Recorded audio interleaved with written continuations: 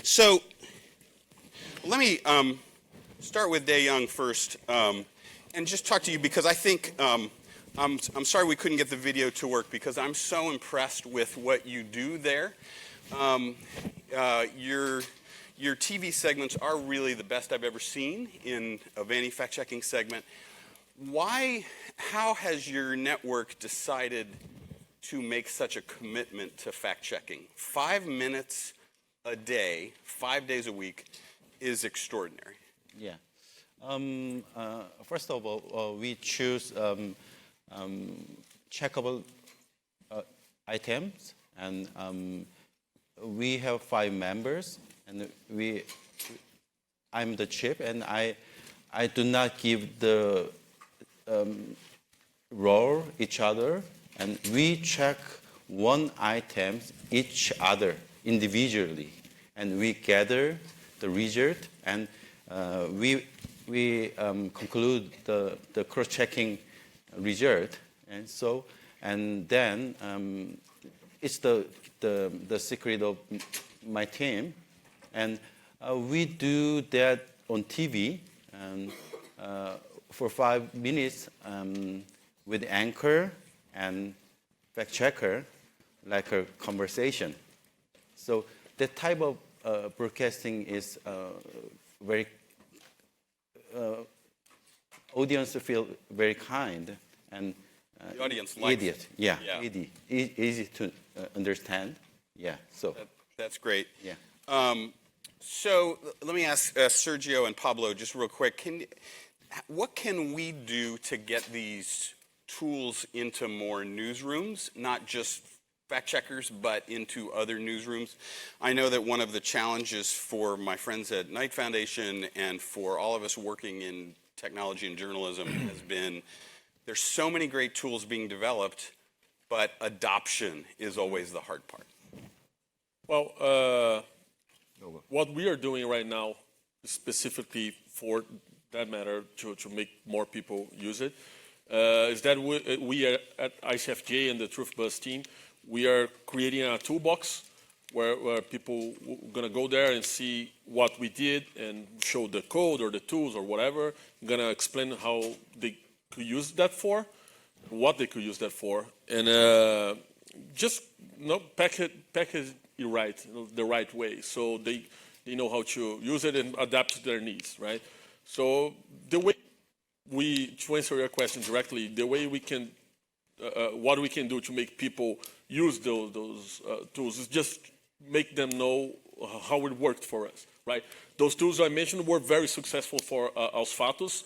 Taina Long, the head of Aos Fatos, she's a visionary in terms of technology for fact-checking and stuff. She really looks ahead of a lot of people, and she basically said that like those tools really help to promote not only the content, but to make people more efficient at their work, like the fact-checking tool that we did. So it's just a way to package it right, a matter of packaging right, all the tools we had and explaining the effects it can have inside the newsroom. Do you agree with that? I mean, is it like, this is like one-on-one sales? Hey, this is how it's going to help you. Yeah, one thing that is important is that even the big newsrooms in Latin America, they don't have a developer sometimes. One developer. Right. So the fact checkers, they don't have it at all. So what we are starting to think is, and develop, is like out-of-the-box solution in some cases. We have to decide, and we are talking with, we are focusing in the beginning in fact checkers, and then maybe another big newsrooms. So we are trying to decide what to put in that out-of-the-box solution. Maybe it's software as a service, maybe it's something that they can install in their servers. We are starting to decide that. Katie, do you feel like these products that, whether it's a Twitter bot, whether it's pop-up fact-checking on TV, does that solve your problem of broadening your audience? I don't know. I mean, I think that would be the goal, especially with TV, because that's where there's still a huge audience for big debate nights. I mean, that would be great, and that would be great exposure for us. I think some of the other tools could be immensely useful, easy sells for our staff if you show how to make that thing easier that we do. But I think really the TV would be huge. Yeah. Cool. All right, Rosenthal's going to throw the magic ball up there. Anybody who's got a question? That's amazing. I wanted to follow up. Oh, Jonathan Groves with Drury University. I wanted to follow up on what you were asking Katie, because I was wondering about that too, of trying to reach those audiences who don't listen to you. And I just wondered how you overcome the psychological resistance when you're correcting somebody seen as their guy. Mm-hmm. When you correct that information and the people you're trying to correct, why am I going to listen to you over my guy?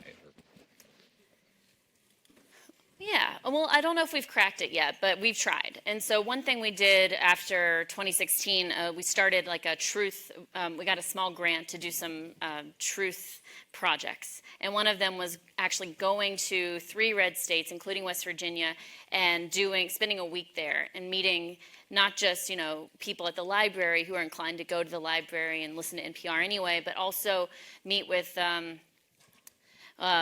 like Chamber of Commerce groups or the Junior League or people who are really connected and just make our case for this is who we are. I know you've probably heard something, but this is who we are and this is our process. We've really started, I think this is something Joy has been stressing, like explaining how much goes into our fact checking.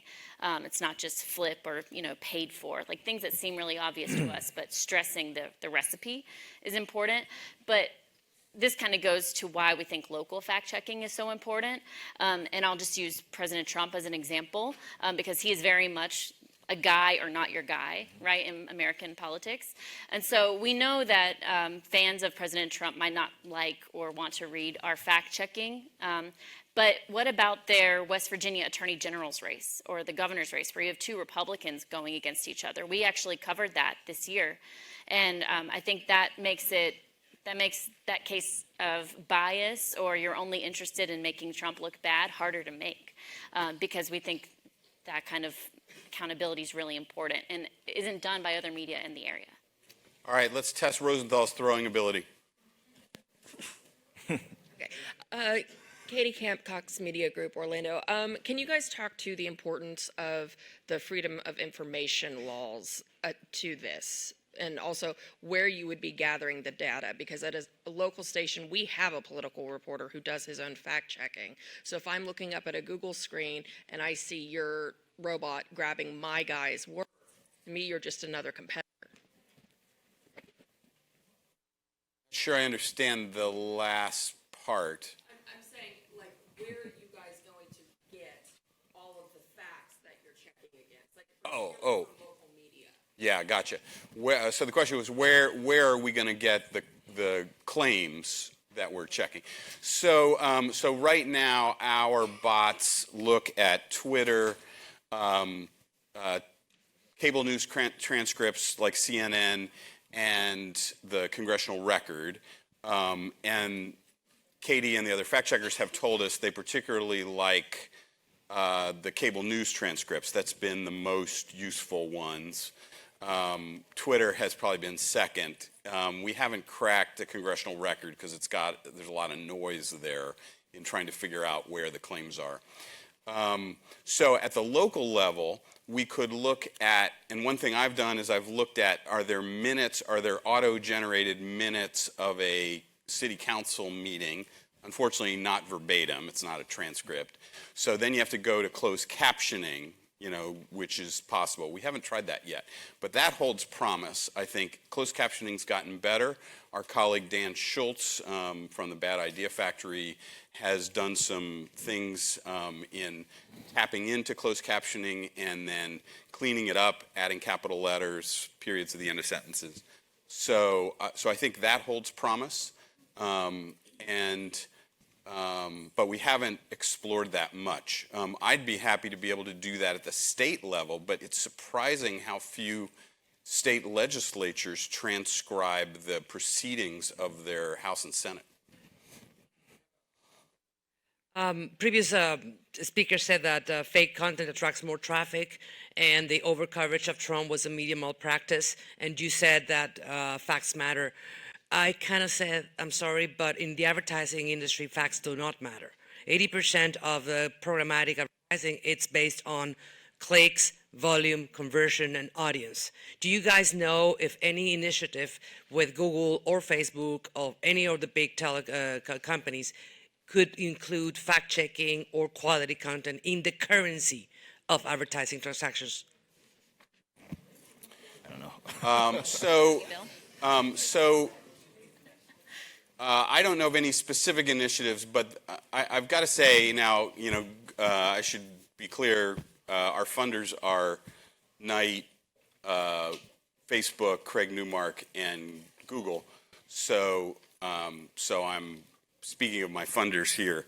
I think Google has been pretty collaborative in a lot of these things and has shown a willingness to do some pretty bold things. I have not heard them say they would do that yet, though. But I also haven't heard a lot of call for that, and I think if there was a loud call for that, I think they would have to answer it. I'm not sure they would necessarily do it, but hey, speak up and call for it. Yeah. Yeah. Okay. How much time do we have? Sorry. We're over. All right. Thank you.